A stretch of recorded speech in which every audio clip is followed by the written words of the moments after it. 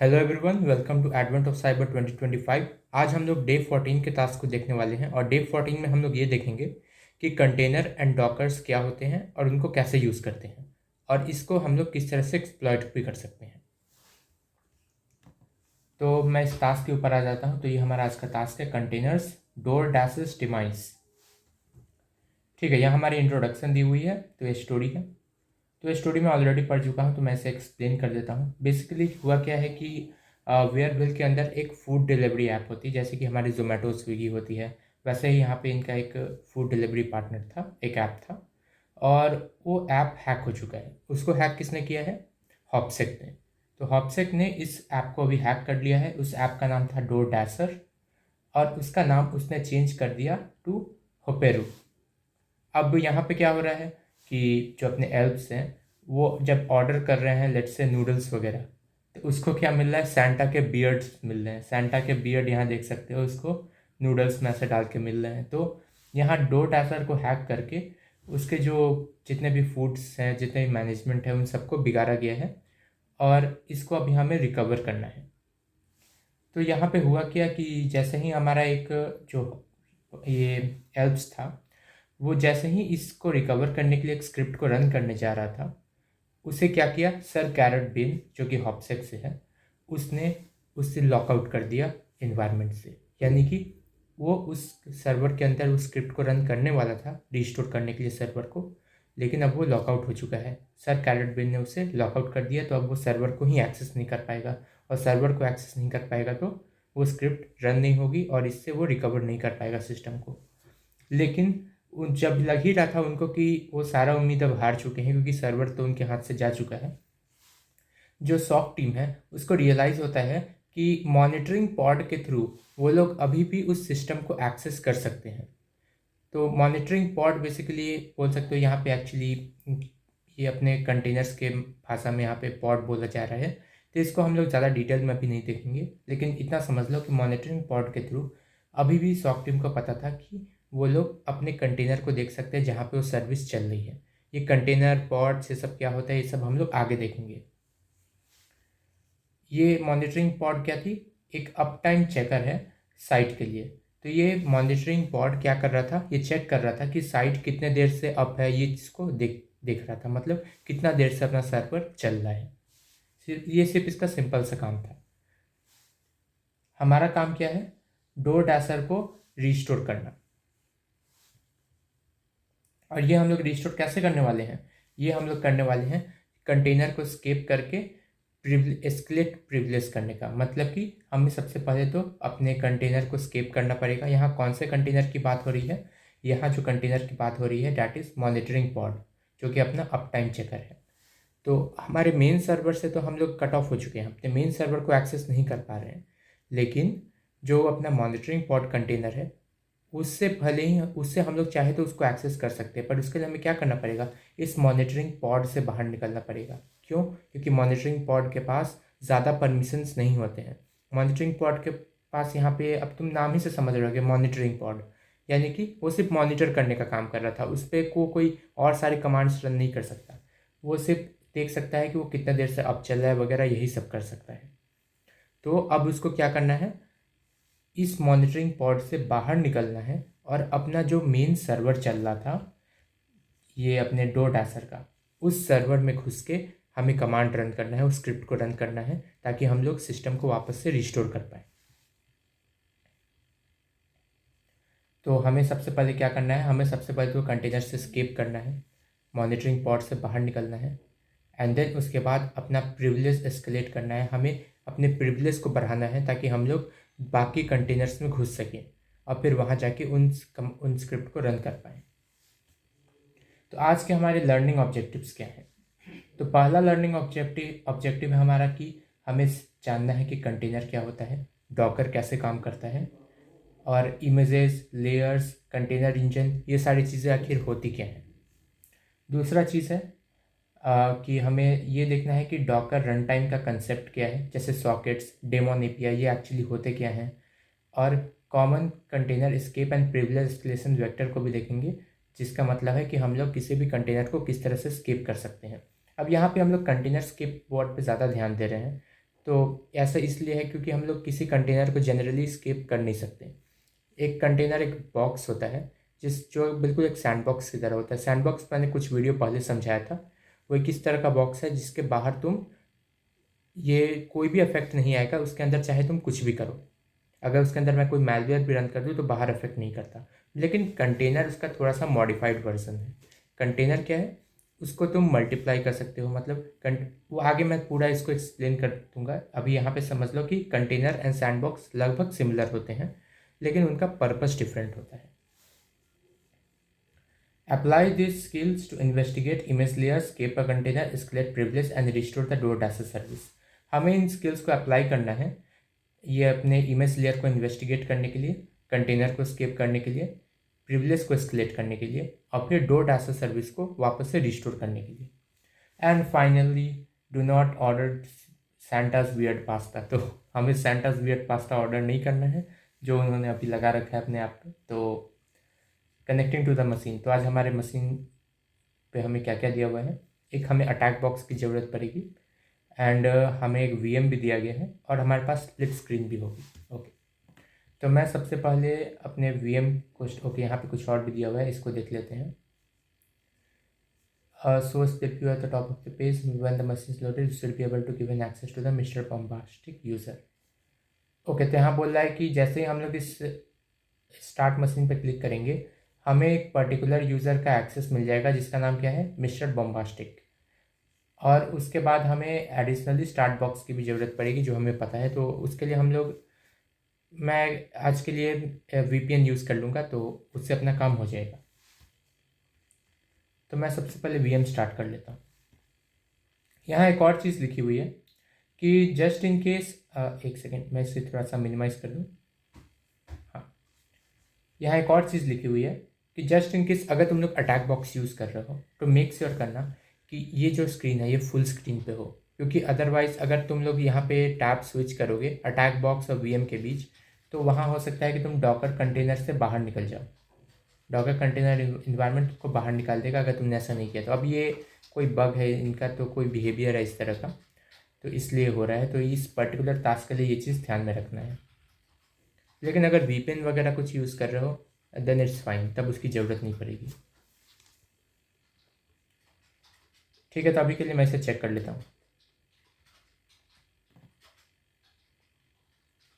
Okay, हम अपने task पे आते हैं। तो व्हाट आर कंटेनर्स, तो कंटेनर्स क्या होता है पहले ये समझ लेते हैं।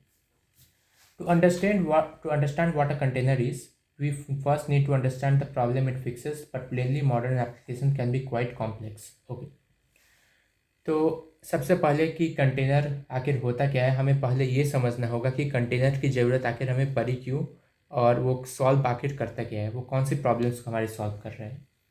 तो जो सबसे पहली प्रॉब्लम है वो तो है कि अब जो अपने मॉडर्न एप्लीकेशंस हैं वो बहुत ज़्यादा कॉम्प्लेक्स होते हैं, तो उनके डिप्लॉयमेंट वगैरह में हमें बहुत सारी मुश्किल का सामना करना पड़ता है। जैसे कि मान लो कि तुमने कोई ऐप बनाया, वो ऐप तुम्हारे लैपटॉप में चल रहा है, लेकिन जब वो ऐप तुमने होस्ट किया कहीं क्लाउड सर्वर पे तो वहाँ पे वो रन नहीं हो पा रहा है, वहाँ पे कुछ दिक्कत आ रही है।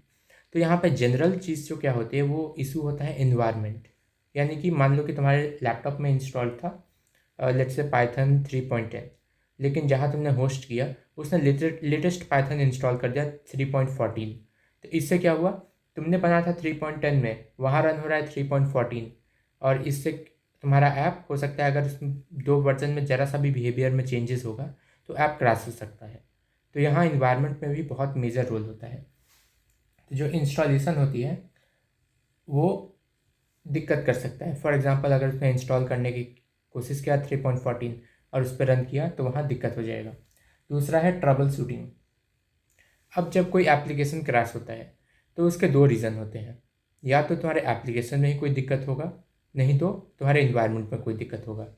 तो अगर किसी एप्लीकेशन में अगर वो दिक्कत है तब तो तुम लोग उसको कोड से फिक्स कर लोगे, और अगर इन्वायरमेंट में दिक्कत है तो हम लोग इन्वायरमेंट वेरिएबल या पैकेजेस को फिक्स कर लेते हैं। बट वो पता लगाने में बहुत टाइम लग जाता है कि हमारे कोड में दिक्कत है कि इन्वायरमेंट में दिक्कत है। तो डॉकर इसी चीज़ को रिजॉल्व करता है कि इन्वायरमेंट की प्रॉब्लम को ऑलमोस्ट दूर कर देता है। जो कंटेनर है कंटेनर अपने इन्वायरमेंट के प्रॉब्लम को ऑलमोस्ट दूर कर देता है, क्योंकि वो मेक श्योर करता है कि जहाँ जैसे हमने अपने लैपटॉप में रन किया था एग्जैक्टली वैसे ही वो प्रोडक्शन में भी रन हो। कॉन्फ्लिक्ट्स, तो अब यहाँ पे जो अपने कॉन्फ्लिक्ट्स वगैरह होते हैं इनको भी ये रिजॉल्व करने में हेल्प करता है। जैसे कि मान लो तुम्हारा आधा एप्लीकेशन लिखा हुआ है पाइथन 3.2 में, सॉरी पाइथन बोल सकते हैं, हाँ लिखा हुआ है 3.2 में, और आधा एप्लीकेशन लिखा हुआ है पाइथन 3.14 में। इससे क्या होगा, 3.2 में हो सकता है कुछ सिंटेक्स अलग होगा, 3.14 में हो सकता है कुछ चीज़ें अलग हो, और हो सकता है वो टूल 3.14 सपोर्ट ना करता हो कुछ। अब ऐसे में क्या करोगे, एक सिस्टम पे दो पाइथन तो इंस्टॉल नहीं कर सकते, 3.2 और 3.14। तो यहाँ पे क्या होता है, अपना डॉकर से हम लोग दो कंटेनर्स बना सकते हैं।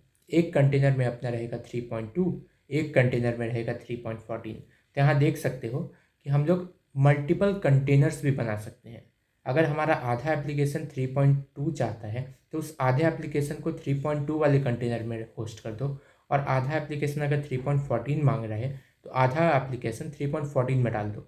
इससे अपने इन्वायरमेंट का इशू ऑलमोस्ट ख़त्म हो जाता है, क्योंकि अब सबको उसका प्रेफर्ड इन्वायरमेंट मिल रहा है।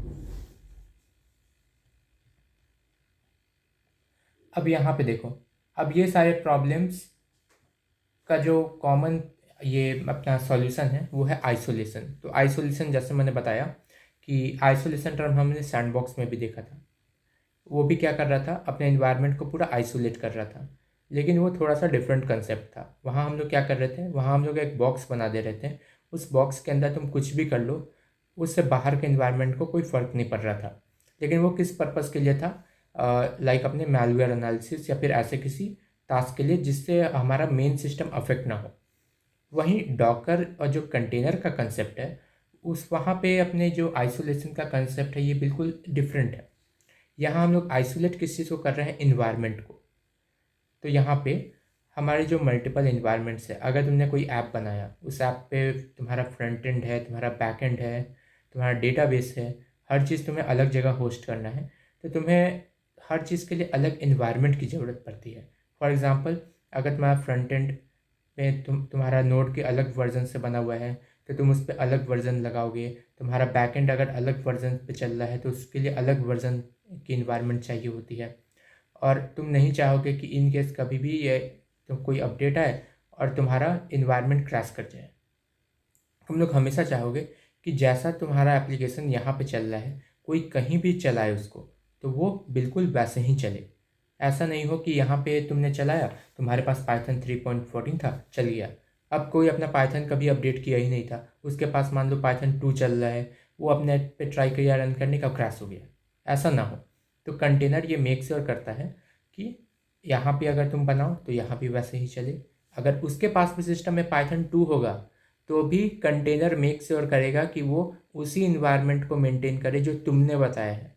तुमने अगर 3.14 बोला है तो वो कंटेनर एक 3.14 का अलग से एक बॉक्स में इन्वायरमेंट बनाएगा, उसके अंदर उसको चलाएगा, ताकि तुम्हारा एप्लीकेशन पाइथन 2 को बाहर ना देख पाए। जैसे सैंडबॉक्स अंदर से बाहर की चीज़ें नहीं देख पाता, वैसे ही कंटेनर अंदर से बाहर के इन्वायरमेंट को नहीं देख पाता।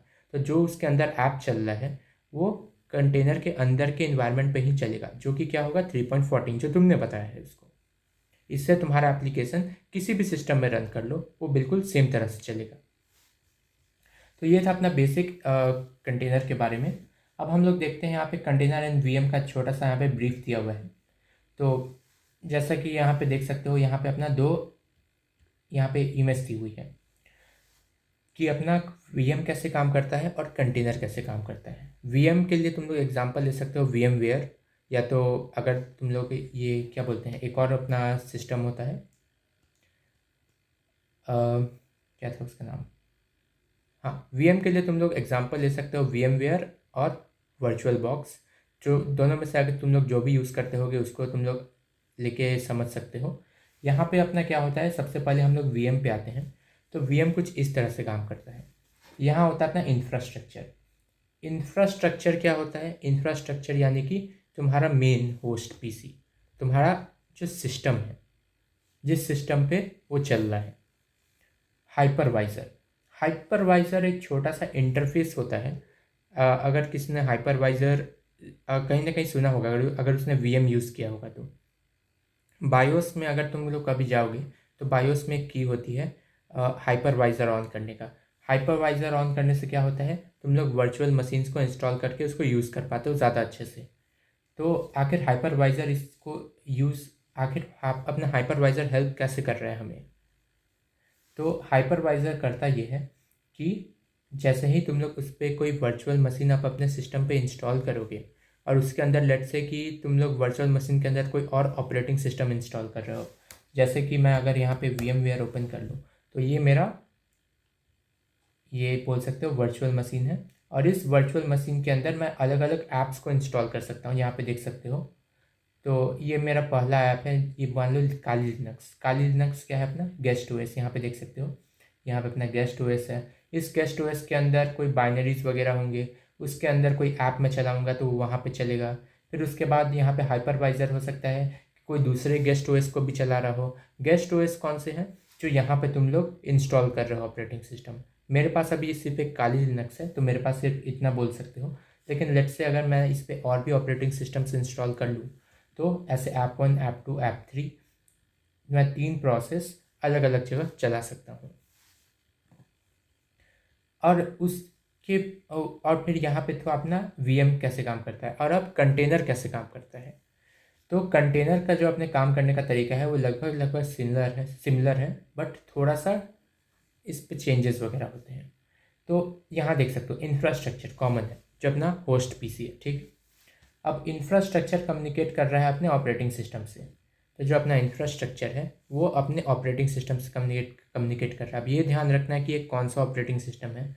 ये जो ऑपरेटिंग सिस्टम है ये है जो तुम्हारे लैपटॉप पे इंस्टॉल्ड है या तुम्हारे PC पे इंस्टॉल्ड है, जहाँ पे तुम अभी ये चला रहे हो विदाउट वर्चुअल मशीन। जिस ऑपरेटिंग सिस्टम को, ये उसकी बात कर रहा है। फिर उसके बाद यहाँ पे अपना कंटेनर इंजन होता है। कंटेनर इंजन क्या होता है, जो कि कंटेनर्स को बनाने में हमारी हेल्प करता है।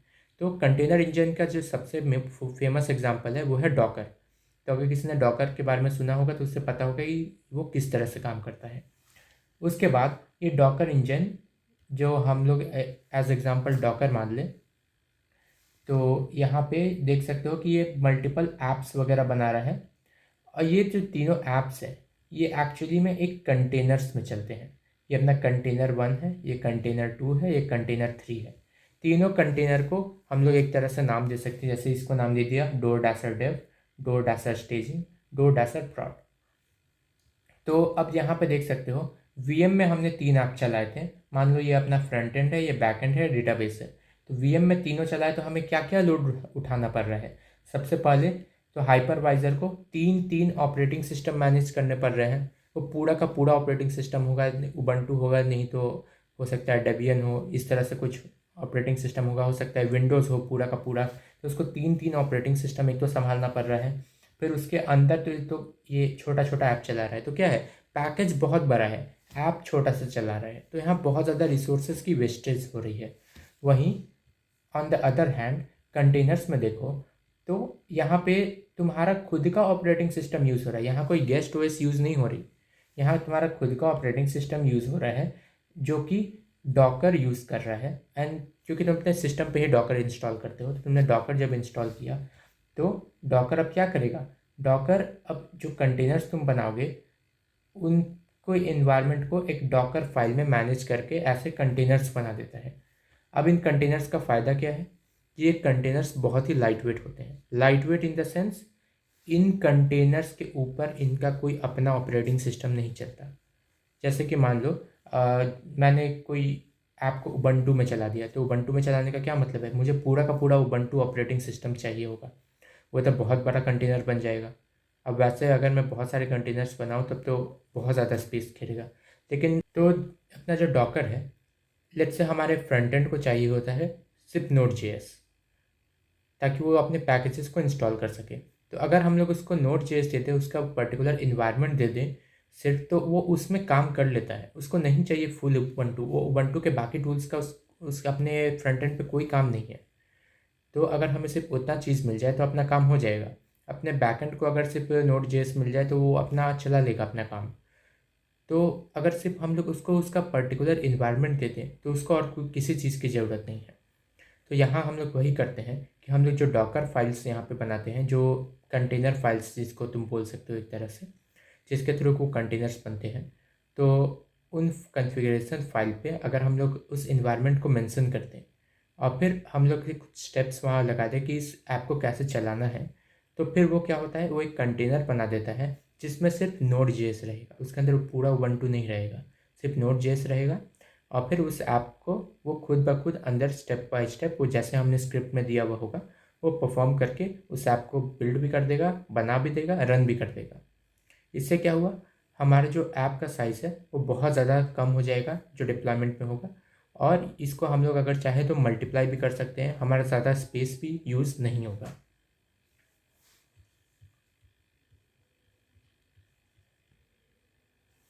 अब हम लोग इसको चाहें, अब बोलोगे कि अब इन ऐप्स को बोलोगे कि मल्टीप्लाई क्यों करना चाहेंगे, तो मल्टीप्लाई हम लोग करेंगे स्केल करने के लिए। तो स्केलिंग क्या होती है, तो स्केलिंग का मतलब होता है कि लेट्स से कि तुम्हारे ऐप के ऊपर बहुत ज़्यादा लोड आ रहा है, तो वैसे में अगर तुम्हारा सिर्फ एक बैकएंड चल रहा है और उस बैकएंड पे बहुत ज़्यादा ट्रैफिक आ रहा है, बहुत ज़्यादा रिक्वेस्ट्स आ रहे हैं, तो क्या होगा, वो एक जो पर्टिकुलर कंटेनर होगा, वो जो पर्टिकुलर एक सर्वर होगा, वो तो ओवरलोड होने लगेगा और क्रैश हो जाएगा थोड़ी देर में। तो ऐसे में हम लोग क्या कर सकते हैं, हम लोग उसके रेप्लिकास बना सकते हैं, रेप्लिकास यानी डुप्लीकेट्स बना सकते हैं। तो वो क्या करेगा, वो अपने कंटेनर को एग्जैक्ट डुप्लीकेट कर लेगा, क्योंकि कंटेनर की प्रॉपर्टी होती है कि वो एकदम एग्जैक्टली रेप्लिकेट करता है खुद को।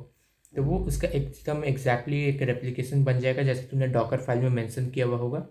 और फिर वो अब दो बैकएंड रन हो रहा होगा तुम्हारा अपने आप, अब उन दोनों बैकएंड्स के ऊपर ट्रैफिक तुम्हारा डिस्ट्रीब्यूट हो जाएगा। तो यहाँ अपनी स्केलिंग हेल्प करता है बहुत ज़्यादा ट्रैफिक को मैनेज करने में। इसी तरह देखते होगे जो अमेजोन फ्लिपकार्ट्स वगैरह होते हैं उन पर तो डेली बहुत ज़्यादा रिक्वेस्ट आता होगा, तो लोग इसी तरह से अपने ट्रैफिक को हैंडल करते हैं। वो अपने back and and front end instances जो अपने back and and front end instances हैं उनको मल्टीप्लाई कर देते हैं ताकि वो सारा लोड उन पे बढ़ जाए। यहाँ पे एक और कंसेप्ट दिया हुआ है माइक्रो सर्विसेज का। तो जो पुराना कंसेप्ट था एप्लीकेशन को डिप्लॉय करने का, उसको मोनोलिथिक सिस्टम बोलते थे। मोनोलिथिक सिस्टम क्या होती है, पूरा का पूरा जो एप्लीकेशन है उसका एक बैकएंड बनाओ, पूरे के पूरे एप्लीकेशन का एक फ्रंट एंड बनाओ और उसको डिप्लॉय कर दो। अब इससे क्या होता था कि मान लो कि तुम्हारा जो बैकएंड है वो मल्टीपल चीज़ें देख रहा है, लॉगिन साइनअप भी देख रहा है, और जो ऑर्डर्स हो रहे हैं वो भी देख रहा है, जो पेमेंट्स वगैरह हो रहे हैं वो भी देख रहा है। लेकिन जो एक पर्टिकुलर इंस्टेंस पे तुम्हारा लॉगिन और साइनअप बहुत ज़्यादा यूज़ हो रहा है और ऑर्डर का यूज़ हो ही नहीं रहा है, तो फिर भी क्या हो रहा है, तुम्हारा पूरा का पूरा एक बड़ा सा बैकएंड चल रहा है जो कि वो सब कुछ संभाल रहा है। तो ऑफकोर्स एक बहुत बड़ा हमने सर्वर उसके लिए लिया होगा, बहुत ज़्यादा रैम होगा, बहुत ज़्यादा सीपीयू होगा। अब हो क्या रहा है कि अभी कोई ऑर्डर हो ही नहीं रहा है, लोग सिर्फ साइन अप कर रहे हैं, लॉगिन कर रहे हैं, उसमें तो ज़्यादा ट्रैफिक लग नहीं रहा है। तो इस केस में हमारा बहुत ज़्यादा रिसोर्स वेस्ट हो जाता है।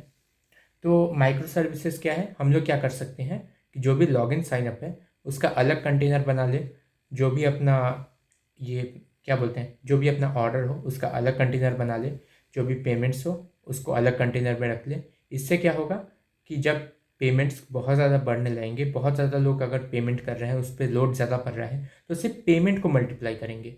इससे क्या होगा, सिर्फ पेमेंट को हमने मल्टीप्लाई किया तो हमारा जो छोटा सा पेमेंट का सर्वर था सिर्फ वो मल्टीप्लाई हुआ। अब क्योंकि यहाँ पे हमने चीज़ें पार्ट भी दी हैं तो हर एक सर्वर भी है वो काफ़ी छोटे हो चुके हैं। अगर मैं इसको यहाँ पे समझाने का कोशिश करूँ,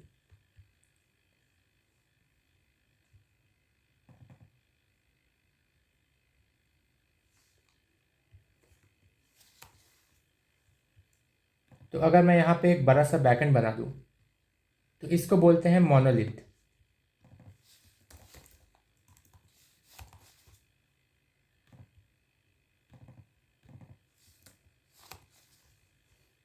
ये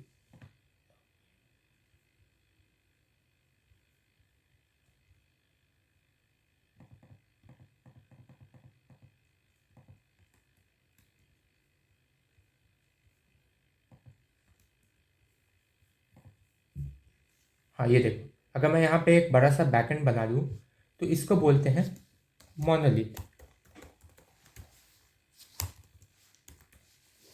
अब मोनोलिथ क्या होता है अपना, इसके अंदर बहुत सारी चीज़ें होती हैं। जैसे कि अगर मैं यहाँ पे एक सर्विस ऐड कर दूँ, ऑथ ऑथ यानी लॉगिन साइनअप, जो भी चीज़ें हैं वो यहाँ पे रहेंगी। फिर उसके बाद तुम्हारा ऑर्डर भी यही देख रहा है, जो भी ऑर्डर्स वगैरह आ रहे हैं वो यहीं पे जा रहे हैं। जो तुम्हारे पेमेंट्स वगैरह हो रहे हैं वो यहाँ पे हो रहे हैं। जो तुम्हारे एडमिन का भी चीज़ें हैं वो भी यहीं पे हो रहा है, एडमिन भी सबको यहीं पे कंट्रोल कर रहा है। और भी यहाँ पे जो तुम्हारे अदर सर्विसेज हैं वो भी यहीं पे हैंडल हो रहे हैं। तो यहाँ देख सकते हो कि ये एक सिंगल सर्वर कितना कुछ संभाल रहा है। और इतना सब कुछ संभालने के लिए, इतने ट्रैफिक को हैंडल करने के लिए उसे तो बड़े सर्वर की ज़रूरत पड़ेगी। लेकिन अगर मैं इसी चीज़ को छोटे छोटे पार्ट में तोड़ दूँ तो क्या होगा। लेट्स से मैंने ऑथ, यहाँ पे मैं इस ऑथ को लेता हूँ और ये बना लिया मैंने अपना एक अलग सर्वर। यहाँ पे हम लोग ऑथ को लेते हैं और हम लोग बोल देते हैं कि ये अपना एक अलग सर्वर है। उसी तरह हम लोग बोलते हैं ऑर्डर्स को कि ये हमारा एक अलग सर्वर है। हम लोग पेमेंट्स को बोलेंगे कि ये हमारा एक अलग सर्वर है। एडमिन को भी हम लोग एक अलग सर्वर में तोड़ देंगे। एंड जो बाकी अदर्स हैं उसको भी हम लोग बोल देंगे कि एक तुम एक अदर सर्विस हो। इससे क्या हुआ, अब हमने एक सर्वर की ज़रूरत नहीं, अब हमें 5 सर्वर की ज़रूरत है। बट ये भी फ़ायदेमंद है, क्यों। यहाँ ये हमारा एक सर्वर बहुत बड़ा था, बहुत ज़्यादा रैम ले रहा था, बहुत ज़्यादा सीपीयू की ज़रूरत पड़ रही थी। वहीं हमारे जो ये छोटे छोटे सर्विसेज हैं इन पे ट्रैफिक अब थोड़ा सा बढ़ के आता है। बिकॉज तुम्हें पता है ज़्यादा लोग लॉगिन साइनअप रेगुलरली नहीं करते हैं। तो तुम्हें पता है कि जो इस सर्वर पे बहुत कम रैम की ज़रूरत है, बहुत कम सीपीयू की ज़रूरत है। तो ये बहुत ही लाइट वेट बन गया अपना सर्विस। इस पर तुम्हें पता है कि ज़्यादा कुछ नहीं होने वाला, तो इस पर ज़्यादा सर्वर का कॉस्ट नहीं आएगा। उसी तरह तुम्हारा ऑर्डर्स जो है, तुम्हें पता है ऑर्डर्स बहुत ज़्यादा आ सकते हैं। तो क्या इसका मतलब ये है कि इस ऑर्डर्स को बहुत ज़्यादा सीपीयू रैम दे देंगे? ऐसा करने की ज़रूरत अब नहीं है। हम लोग इस ऑर्डर एंड रैम को थोड़ा सा मतलब सफिशिएंट, हाँ ऑड से थोड़ा बढ़ा के ही दे सकते हैं। लेकिन अगर इन केस अगर वो लोड बढ़ने लगे तो वहाँ पे क्या होगा, अपना ऑर्डर डुप्लीकेट हो जाएगा इस तरह से। तो अब यहाँ पे 2 सर्वर बन जाएंगे इसके अपने आप, ये और बढ़ेगा तो यहाँ पे 2 बन गए। अब यहाँ एक चीज़ नोटिस करो, जब ऑर्डर्स पे लोड बढ़ रहा है तो सिर्फ ऑर्डर्स डुप्लीकेट हो रहा है। क्या ऑथ डुप्लीकेट हो रहा है? नहीं, क्योंकि उसका डुप्लीकेट करने की ज़रूरत ही नहीं है। वो अपना अलग चल रहा है, ऑर्डर्स अलग चल रहे हैं। तो ये अपने माइक्रो सर्विसेज होते हैं। पहले क्या होता, अगर इस पूरे मोनोलिथ के ऊपर अगर हमारा लोड बढ़ जाता तो उस केस में क्या होता, लेट्स से अपना पूरा जो लोड है वो ऑर्डर्स की वजह से बढ़ रहा है। अपना जो पूरा लोड है ये ऑर्डर्स की वजह से बढ़ रहा है। तो वहाँ पे ये पूरा का पूरा इंस्टेंस जो है वो मल्टीप्लाई हो जाता। मैं इस पूरे इंस्टेंस को लूँ और अगर डुप्लीकेट कर लूँ तो ये देख सकते हो ये पूरा का पूरा इंस्टेंस डुप्लीकेट हो गया। जबकि लोड किस पे था, लोड आ रहा था सिर्फ ऑर्डर्स की वजह से। लेकिन अब ऑथ भी डुप्लीकेट हो चुका है, पेमेंट्स भी डुप्लीकेट हो चुका है, एडमिन अदर सब कुछ डुप्लीकेट हो चुके हैं। और इससे अपना बहुत बड़ा सर्वर यहाँ पे एक और आ चुका है। तो यहाँ पे देख सकते हो कि हमें यहाँ पे किस तरह से बेनिफिट हो रहा है। मोनोलिथ में हमारा इतने बड़े बड़े सर्वर्स हमें डुप्लीकेट करने पड़ते हैं, जबकि माइक्रो सर्विसेज में हमें सिर्फ छोटे छोटे सर्वर्स की ज़रूरत पड़ती है जितने कि अब हमें रिक्वायरमेंट है। अब लेट्स से कि थोड़ी देर बाद ऑर्डर्स का लोड कम हो जाता है, तो यहाँ पे क्या होगा कि ऑर्डर्स यहाँ से हम लोग एक कम कर देंगे। अब देख रहे हो यहाँ पे क्या हुआ, ऑर्डर्स 2 हो गए, लोड कम हो गया, फिर भी सारा काम चल रहा है। अब फ्यूचर में फिर ऑर्डर्स बढ़ा तो हम लोग इसको फिर डुप्लीकेट कर देंगे। मान लो कभी फ्यूचर में हो सकता है बहुत ज़्यादा लोग लॉगिन साइनअप करने आ गए, ठीक है कोई बात नहीं, हम लोग 2 ऑथ रख लेंगे। ऑर्डर अब हो ही नहीं रहा है, रात का टाइम चल रहा है, तो ऑर्डर्स 1 कर लेंगे। ऑथ लेट्स से कि वापस से 1 हो गया, वापस से सब कुछ अपना नॉर्मल हो गया। अगर एडमिन बहुत ज़्यादा काम कर रहे हैं तो 2 एडमिन लगा देंगे। तो यहाँ पे हम लोग इस तरह से स्केलिंग कर सकते हैं। इससे हमारे इंडस्ट्री में भी बहुत ज़्यादा कॉस्ट बचता है और हम लोग ट्रैफिक को ज़्यादा अच्छे से मैनेज कर सकते हैं। तो इसलिए हमारे जो कंटेनर्स वगैरह हैं वो बहुत ज़्यादा पॉपुलर है आज के टाइम पे ऑर्गेनाइजेशंस के अंदर।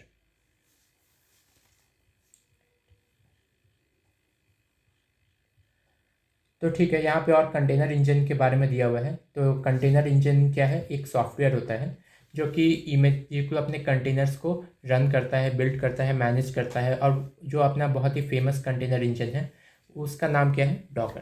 तो डॉकर हम लोग ऑलरेडी मेंशन कर चुके हैं। और जो डॉकर है वो कंटेनर्स कैसे बनाता है, वो कंटेनर्स बनाता है through Docker file. Docker file basically एक कॉन्फ़िगरेशन फाइल होता है जिसके अंदर तुम उसको बता देते हो कि किस चीज़ को, किस ऐप को बनाना है, उस ऐप का इन्वायरमेंट क्या होगा, उसको कौन से इन्वायरमेंट में चलाना है, Node.js में चलाना है या Ubuntu में रखना है, उसको कहाँ पर किस तरह से वो ऑपरेट करेगा, सब कुछ तुम लोग उसके अंदर लिख देते हो। और फिर डॉकर वहाँ से सब कुछ संभाल लेता है कि उस कंटेनर को कैसे बनाना है। और एक बार एक डॉकर फाइल तुमने लिख लिया, तब उस डॉकर फाइल को किसी भी ऑपरेटिंग सिस्टम पे चला लो, विंडोज़ पे चला लो, लिनक्स पे चला लो, या तो मैक पे चला लो, और तुम्हारे सिस्टम में चाहे कोई भी फाइल्स इंस्टॉल्ड हो, उससे कोई फ़र्क नहीं पड़ता, तुम्हारा ऐप हर जगह सेम तरह से चलेगा।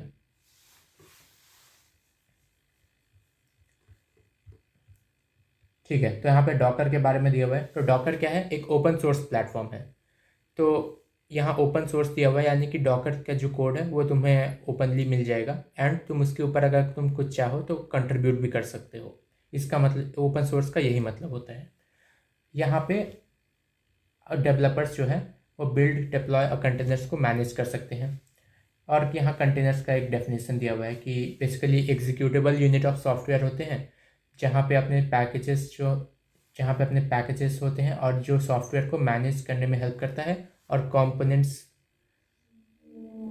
सॉफ्टवेयर और कंपोनेंट्स को मैनेज करने में हेल्प करता है ताकि सर्विस को रन कर पाए।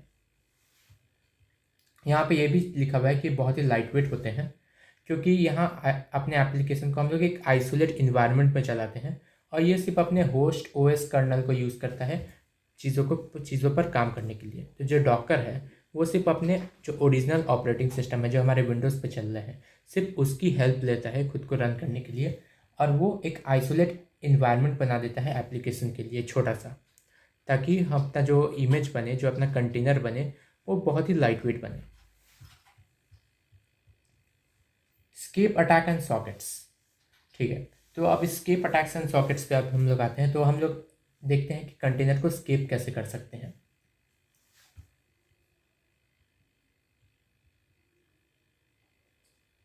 तो कंटेनर स्केप एक टेक्निक होता है जिसके थ्रू हम लोग एक कोड को हम लोग रन कर सकते हैं एक कंटेनर के अंदर, ताकि हम लोग बाहर के कंटेनर्स के साथ कम्युनिकेट कर सकें।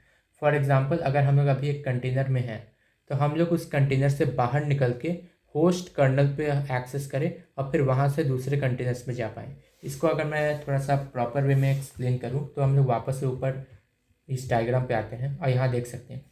लेट्स से मैं यहाँ पे हूँ ऐप 1 में, मैं अभी ऐप 1 के अंदर हूँ, एंड मुझे एक स्केप परफॉर्म करना है, कंटेनर स्केप। तो उसके लिए मैं क्या करूँगा, इस कंटेनर से अगर मैं किसी तरह बाहर आके इस ऑपरेटिंग सिस्टम के ओएस कर्नल पे एक्सेस कर सकूं, तो मैं इस ओएस कर्नल के थ्रू मैं दूसरे कंटेनर पे ऑफकोर्स जा पाऊंगा, बिकॉज अगर मैं यहाँ से बाहर निकल गया तो मैं किसी भी कंटेनर पे एंटर कर सकता हूँ। मैं ओएस कर्नल पे हूँ जो कि पूरे डॉकर को चला रहा है, तो ऑफकोर्स मेरे पास बहुत ज़्यादा हाई परमिशंस होंगे और मैं किसी भी कंटेनर पे एंटर कर पाऊंगा। इसको बोलते हैं हम लोग कंटेनर स्केप।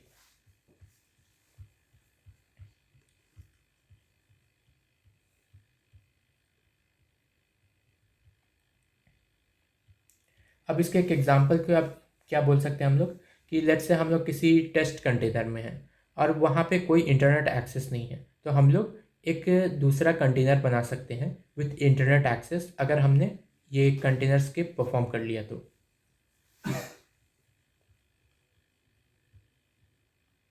अब यहाँ पे कंटेनर के बारे में एक और चीज़ दिया हुआ है। एक कंटेनर जो है वो अपना क्लाइंट सर्वर सेटअप यूज़ करता है होस्ट के ऊपर। ये क्या चीज़ है, जो अपना क्लाइंट है, यहाँ पे हम लोग इसको बोल रहे हैं CLI टूल्स। जो CLI टूल्स होते हैं, डॉकर के जो CLI टूल्स होते हैं, या फिर तुम जो भी तुम इंजन यूज़ कर रहे हो, कंटेनर इंजन, जिसके थ्रू तुम ये कंटेनर्स वगैरह बनाते हो और उसको यूज़ करते हो, हमारे केस में हम लोग डॉकर लेके चल रहे हैं। तो डॉकर के जो CLI टूल्स होते हैं वो क्लाइंट्स की तरह एक्ट करते हैं। तो वो क्लाइंट्स की तरह की किस तरह से एक्ट कर रहे हैं, क्योंकि हम लोग यहाँ से जो भी रिक्वेस्ट्स हैं वो कंटेनर डेमॉन को सेंड कर सकते हैं, जो एक्चुअली में कंटेनर को मैनेज करता है और एग्जीक्यूट करता है। अब इसका क्या मतलब है, जो डॉकर के जो एप्लीकेशन है उसके पास बहुत सारे कमांड्स होते हैं, फॉर एग्जांपल अगर मैं यहाँ पे डॉकर को अपने स्टार्ट कर पाया, मैंने डॉकर डेस्कटॉप इंस्टॉल किया हुआ है, तो अगर तुम्हें विंडोज़ में चाहिए डॉकर तो इस एप्लीकेशन को इंस्टॉल कर सकते हो। तो मैं इसको ओपन कर लेता हूँ। एक बार ये रनिंग पे आ गया तो यहाँ पे देख सकते हो स्टार्टिंग द डॉकर इंजन, ये ऐसे आ रहा है। और जैसे ही स्टार्ट हो गया तो आई थिंक अब मैं कमांड्स वगैरह को एक्सेस करना चाहिए। तो अगर तुम्हारा डॉकर रनिंग पे नहीं होगा तो यहाँ पे कमांड वगैरह रन नहीं कर पाओगे। मैं अभी ट्राई करता हूँ डॉकर रन करने का। तो यहाँ पे देख सकते हो जैसे मैंने डॉकर रन किया तो यहाँ पे मेरे पास एक कमांड की इन्फो आ चुकी है, तो मुझे पता है कि मेरा डॉकर अभी रन हो रहा है। वैसे ही बहुत सारे कमांड होते हैं जैसे डॉकर पीएस। डॉकर पीएस क्या करता है, जितने भी कंटेनर्स होते हैं हमारे वो लिस्ट आउट करता है।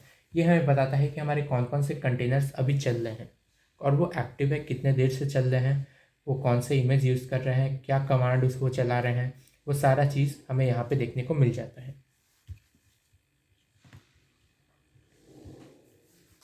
ये होते हैं अपने CLI टूल्स।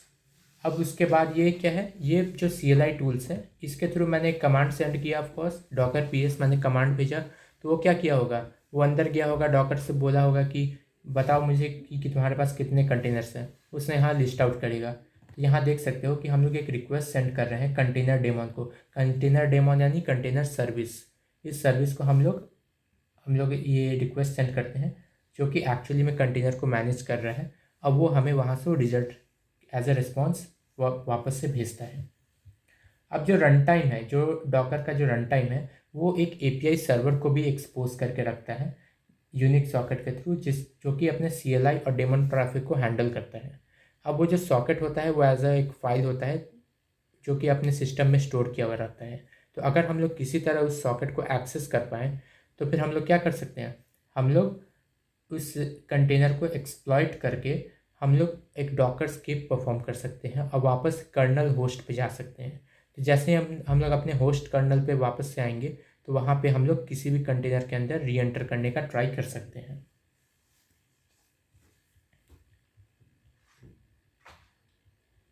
तो अब चलो यहाँ पे तो हो गया इसकी थ्योरी, अब हम लोग एक्चुअल चैलेंज पे आते हैं।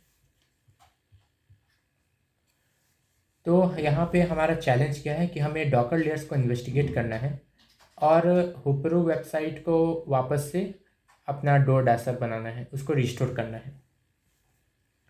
तो एक्सेस पॉइंट्स, यहाँ हमें एक्सेस पॉइंट्स दिया हुआ है। Now it's time to start using the machine you boot up in task 1। Let's start with services are running with the docker, run the following command docker PS. तो ठीक है, हमें docker PS command के through इसको देखना है। तो यहाँ पे हमारा ऑलरेडी VM चल रहा है, तो इस VM पे हम लोग डॉकर पीएस करके देखते हैं। यहाँ साइड में ओपन है, मैं इसको मैक्सिमाइज़ कर लेता हूँ थोड़ा सा। ठीक है, मैंने इसको एक्सपैंड कर लिया है। तो सबसे पहले जो हमें कमांड रन करना है वो है डॉकर पीएस। तो मैं वापस से चैलेंज पे जाता हूँ। ओके, तो हम लोग यहाँ एग्जीक्यूट करेंगे डॉकर पीएस एंड हमारे पास देख सकते हो यहाँ पे बहुत सारे कंटेनर्स आ चुके हैं। ये सारे कंटेनर्स क्या है, ये अभी अपने रन हो रहे हैं। अब यहाँ पे हमें क्या करना है, हमें जो अपने मेन सर्विस है वो कहाँ रन हो रही है, पोर्ट 5000 पे। ये रन हो रहा है 1048.151.14 5000 पे। तो explore the web application and notice the deface system हॉपरू। We notice DoorDash is the food delivery service, let's explore uptime checker, sounds interesting. ठीक है, तो मैं अपना VPN ऑन कर लेता हूँ क्योंकि मुझे VPN की ज़रूरत पड़ेगी इस IP को एक्सेस करने के लिए। तो मैं अपना VPN यहाँ कनेक्ट कर लेता हूँ एंड इसको विजिट करते हैं। अभी मैं इसे कॉपी करता हूँ एंड यहाँ पेस्ट करते हैं। यहाँ पे देख सकते हैं अपना हॉपरू ओपन हो चुका है एंड इसके ऊपर हम लोग देख सकते हैं कि यहाँ पे लिखा हुआ है the Easter bunnies delivery service. तो ये पूरा यहाँ पे ऑक्यूपाई हो चुका है एंड अब हम लोग वापस से आ जाते हैं एंड यहाँ पे हम लोग देखते हैं अभी अप टाइम चेकर। ठीक है, तो अप टाइम चेकर को हमें एक्सेस करना है क्योंकि हम लोग डायरेक्टली हॉपरू को अभी वापस से अपने डोर डैशर में कन्वर्ट नहीं कर सकते। हमें अपने बाकी कंटेनर्स के थ्रू किसी तरह से उसमें एंटर करके एक डॉकर स्क्रिप्ट परफॉर्म करना पड़ेगा ताकि हम लोग वापस अपने मेन सर्विस के अंदर एंटर कर पाएँ। तो सबसे पहले हमें क्या करना है, हमें अप टाइम चेकर के अंदर जाना है। तो किसी भी कंटेनर के अंदर एंटर करने के लिए कौन सा कमांड होता है, डॉकर एक्सेक, यानी कि डॉकर को हम लोग बोल रहे हैं एग्जीक्यूट करने के लिए एक इटरेटिव सेल को, यानी कि हम लोग एक चाहते हैं कि हमें एक इटरेटिव सेल मिले किस किस किसका, ये अप टाइम चेकर का। तो यहाँ पे डॉकर को बोल रहे हैं कि हमें एक सेल दे दो जो कि अपने उस कंटेनर के अंदर चल रहा है, जिस कंटेनर का नाम है अप टाइम चेकर। तो अगर हम लोग यहाँ देखें तो अप टाइम चेकर किसका नाम है, इसका नाम है। देखो यहाँ पे लिखा है अप टाइम चेकर, ये अपने पोर्ट 5003 पे चल रहा है। तो अगर मैं इस कमांड को कॉपी करूँ एंड इसको यहाँ पेस्ट करते हैं हम लोग, एंड इसको एंटर करते हैं यहाँ पे, तो यहाँ देख सकते हो मैं अपने कंटेनर के अंदर आ चुका हूँ। अब कंटेनर के अंदर आके हमें ये देखना है कि क्या हम लोग यहाँ के सॉकेट को एक्सेस कर पा रहे हैं क्या, जो अपना डॉकर का सॉकेट है क्या वो यहाँ पे एग्जिस्ट कर रहा है क्या इस कंटेनर के अंदर। तो मैं इसको यहाँ पे ट्राई करता हूँ एलिस करने का। मैं इस कमांड को रन करूँगा और चेक करूँगा कि क्या डॉकर सॉकेट मैं यहाँ पे देख पा रहा हूँ कि नहीं देख पा रहा हूँ। तो यहाँ पे देख सकते हो मेरा डॉकर का जो सॉकेट फाइल है वो मुझे यहाँ पे दिख रहा है। तो अब क्योंकि यहाँ पे मेरे पास सॉकेट अवेलेबल है तो मैं सॉकेट के थ्रू कमांड्स रन कर पाऊँगा यहाँ पे। अब डॉकर के डॉक्यूमेंटेशन में एक डिफ़ॉल्ट सेटिंग मेंशन किया हुआ है जिसका नाम है इन्हांस्ड कंटेनर आइसोलेशन, जो कि ब्लॉक करता है किसी भी कंटेनर को दूसरे डॉकर सॉकेट के ऊपर माउंट करने से, ताकि मलिशियस एक्सेस किसी भी दूसरे कंटेनर के ऊपर ना हो किसी भी डॉकर इंजन के through. In some cases like when running test container, कुछ टेस्ट कंटेनर्स के ऊपर हमें डॉकर सॉकेट एक्सेस चाहिए होता है। The socket provides a means to access container via the API directly. अब जो सॉकेट है वो हमें एक एक्सेस दे देता है कि वो हम लोग किसी भी कंटेनर को सिर्फ एक एपीआई के थ्रू डायरेक्टली हम लोग एक्सेस कर सकते हैं। तो चलो देखते हैं हम लोग ये कर सकते हैं क्या। तो ठीक है, तो यहाँ पे जो है अप टाइम चेकर वो हमारा एज अ टेस्ट कंटेनर है। तो इस टेस्ट कंटेनर के ऊपर हमने ये सॉकेट कनेक्शन इस्टेब्लिश किया हुआ था ऑलरेडी। अब क्योंकि हमारे पास ये सॉकेट यहाँ पे है, हम लोग इसकी मदद से किसी भी कंटेनर के ऊपर कोई भी कमांड रन कर पाएंगे। तो हम लोग देखते हैं कि क्या हम लोग एक्चुअली में कर पाएंगे या नहीं। बट बाय डिफ़ॉल्ट ये ध्यान रखना कि तुम्हें इस सॉकेट का एक्सेस नहीं होता। क्यों? क्योंकि डॉकर ये अलाउ नहीं करता कि तुम लोग इस तरह से किसी भी कंटेनर के अंदर सॉकेट को एक्सेस कर लो, क्योंकि वैसे में अगर कोई भी अटैकर ऐसे किसी कंटेनर के अंदर घुस गया तो बाकी कंटेनर्स को भी एक्सप्लॉइट कर सकता है। तो अब हम लोग यहाँ इसके अंदर आके डॉकर पीएस करके देखते हैं कि क्या हम लोग इसके अंदर से डॉकर को एक्सेस कर पा रहे हैं। हम लोगों ने अभी जो डॉकर पीएस रन किया था वो अपने मेन सिस्टम से रन किया था। अब जो डॉकर पीएस कर रहे हैं वो कंटेनर के अंदर जाके कर रहे हैं, और ये जो कंटेनर के अंदर आके हम लोग डॉकर पीएस कर रहे हैं ये अलाउड नहीं होता है।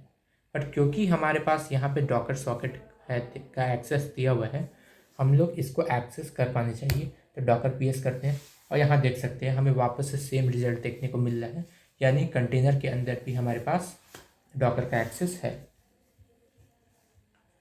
अब हम लोग ट्राई करते हैं कि अपने प्रिविलेज को बढ़ाने का। तो अब हम लोग कहाँ जाएंगे, अब हम लोग यहाँ से अप टाइम चेकर के बदले ट्राई करते हैं अपने टेस्ट कंटेनर के थ्रू डिप्लॉयर पे जाने का। तो अब क्योंकि हमारे पास इसका एक्सेस है तो देखते हैं हम लोग इसको कर पाएंगे क्या। इसको मैं रन करने का ट्राई करता हूँ। तो डॉकर एक्सेक -it, अभी मैं ट्राई कर रहा हूँ डिप्लॉयर के अंदर जाने का। डिप्लॉयर बैश, यहाँ हम लोग डिप्लॉयर के अंदर क्यों जा रहे हैं, क्योंकि डिप्लॉयर जो अपना कंटेनर है उसका प्रिविलेज हाई यहाँ हमें दिया हुआ है, तो इसलिए हम लोग इसको एक्सेस कर रहे हैं। अभी यहाँ देख सकते हैं डिप्लॉयर अपना कंटेनर यहाँ पे दिया हुआ है, यहाँ भी इसको देख सकते हैं हम लोग। एंड इसको मैं एंटर करता हूँ तो हम लोग देख सकते हैं हम लोग डिप्लॉयर के अंदर आ चुके हैं, हम लोग इस कंटेनर के अंदर हैं अभी हम लोग ट्राई करेंगे रन करने का हु एम आई रन करके देख सकते हैं क्या हम लोग वाकई में कंटेनर के अंदर हैं क्या। तो एंटर करेंगे तो नाउ वी आर डिप्लॉयर, तो हम लोग डिप्लॉयर कंटेनर के अंदर हैं, ये कंफर्म हो चुका है। अब क्योंकि हम लोग डिप्लॉयर डिप्लॉयर के अंदर हैं। अभी हम लोग इस स्क्रिप्ट को हो सकता है रन कर सकते हो। तो यहाँ आप देख सकते हो कि type whoami and check which user we are currently logged in as. तो हम लोग देख सकते हैं हम लोग डिप्लॉयर हैं। Explore the container and find the flag. तो ठीक है, अभी हम लोग इस कंटेनर को एक्सप्लोर करने वाले हैं और अपने फ्लैग को फाइंड करेंगे। तो मैं पहले ls करके देख लेता हूँ इसके अंदर क्या क्या है। तो यहाँ तो कुछ नहीं दिख रहा, मैं ls-a करके देखता हूँ। तो यहाँ भी हमारे पास कुछ भी नहीं है ऑल फाइल्स में। क्या मैं बैक आ सकता हूँ? क्या बैक आते हैं, ls करते हैं, यहाँ पे कुछ है क्या? हाँ, यहाँ पे देख सकते हो, यहाँ पे हमारा flag.txt दिया हुआ है। तो मैं इस flag.txt को पहले कैट कर लेता हूँ, flag.txt, एंड यहाँ पे देख सकते हैं thm docker escape सक्सेसफुल। यहाँ हम लोग एक कंटेनर से निकल के दूसरे कंटेनर में सक्सेसफुल एंटर करने में ये सक्सेसफुली एंटर कर चुके हैं। तो हम लोग कहाँ गए? पहले अप टाइम चेकर में गए। अप टाइम चेकर कंटेनर के अंदर जाके हमने उस कंटेनर के सॉकेट की मदद से वहाँ से हम लोग उस इन्वायरमेंट से बाहर निकले, उस कंटेनर से बाहर निकले, एंड वहाँ से हम लोग विज़िट किए डिप्लॉयर को, एंड डिप्लॉयर पर विज़िट करके हमने ये फ्लैग निकाल दिया। तो इस फ्लैग को मैं कॉपी कर लेता हूँ अभी के लिए, एंड इसको यहाँ काम करते हैं पेस्ट भी। यहाँ पे अपना फ्लैग का दिया हुआ है, तो मैं एक काम करता हूँ इसको पेस्ट करके चेक कर लेते हैं इसको। ठीक है, यहाँ पे करेक्ट है। यहाँ पे और भी क्वेश्चन है, पहले इनको ये आंसर कर देते हैं फिर आगे बढ़ते हैं। What exact command list running Docker containers. Okay, तो यहाँ पे दिया हुआ है कौन सा कमांड रन करते हैं हम लोग ताकि हम लोग कंटेनर्स को लिस्ट कर सकें। तो वो है अपना डॉकर ps। यहाँ पे लिखा है what file is use to define instruction for building a docker image. यहाँ लिखा है जो अपने डॉकर इमेज होते हैं, जो आप बोल सकते हो डॉकर कंटेनर, तो उसको बिल्ड करने के लिए कौन से फाइल की हमें ज़रूरत पड़ती है। तो वो फाइल है हमारा डॉकर फाइल। ये डॉकर फाइल अपना कॉन्फ़िगरेशन फाइल होता है जिसके थ्रू किसी भी ऐप में हम लोग इन्वायरमेंट्स वगैरह को मेंशन कर सकते हैं। अब यहाँ पे हम लोग नेक्स्ट आते हैं, एंड ओके, यहाँ पे हमारा एक बोनस क्वेश्चन भी दिया हुआ है, पर उससे पहले हम लोग बाकी का टास्क देख लेते हैं। तो ठीक है, हम लोग डिप्लॉयर पे आ चुके हैं और हमने अपना फाइंड द फ्लैग भी कर लिया है। ठीक है, okay, we made it, we have manage to make a docker, we have manage to make to the container where the script to restore the site to its former version is save the day, run the recovery script in the root directory to recover the app in sudo okay this. Okay ठीक है, तो okay ये हमारा जो deployer था वो वही container था जिसके अंदर अपना रिकवरी स्क्रिप्ट स्टोर है, जिससे हम लोग उस फूड डिलीवरी ऐप को वापस से ये हम लोग क्या बोल सकते हैं, ये रिस्टोर कर सकते हैं।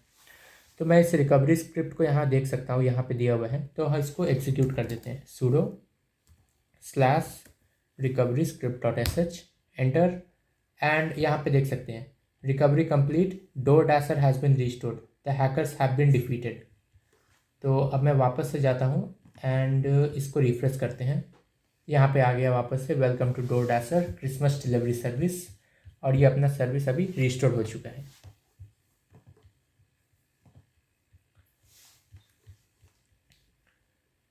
तो ठीक है, यहाँ पे अगर हम लोग साइट पे वापस से रिफ्रेश करके देखेंगे तो अपना यहाँ पे पूरा सर्विस ये अपना रिस्टोर हो चुकी है। तो अब हम लोग देखते हैं बाकी के अपने बोनस क्वेश्चंस दिए हुए थे कुछ, इनको भी कवर कर लेते हैं।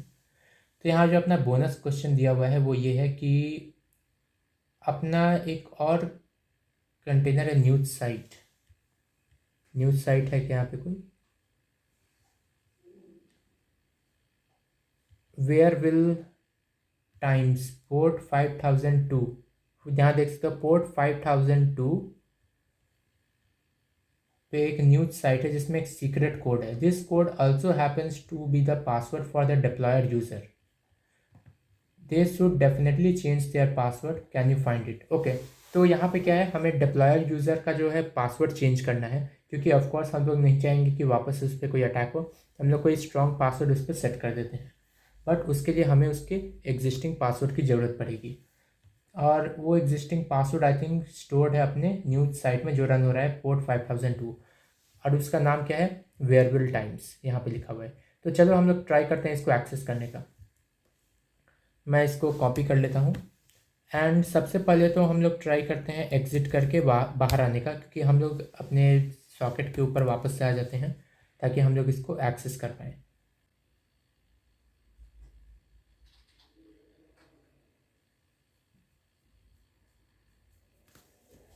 इस साइट को मैं डायरेक्टली भी एक्सेस करने का ट्राई करता हूँ। ये अपने पोर्ट 5002 पे चल रहा है, तो देखते हैं क्या डायरेक्टली हमें कुछ देखने को मिल रहा है क्या। वेयरबल टाइम्स, ठीक है, इसको मैं पढ़ लेता हूँ एक बार कि क्या पता इसके अंदर कोई इन्फॉर्मेशन है।